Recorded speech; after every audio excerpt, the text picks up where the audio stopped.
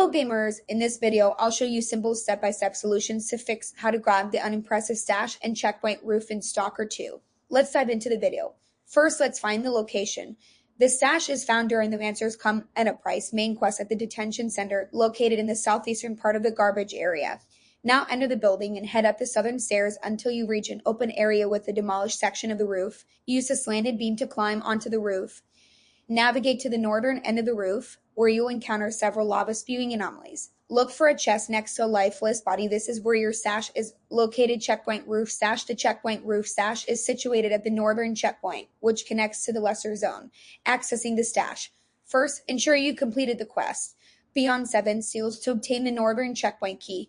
Use this key to enter the building to the left of the checkpoint. Inside, you will need to defuse an anomaly through a window using a bolt. Jump through the window and turn right, and ascend the stairs while diffusing any anomalies you encounter. To reach the stash, jump onto some debris that leads to a higher platform where your stash awaits. That's it for today's guide. Hopefully, one of these solutions helped you.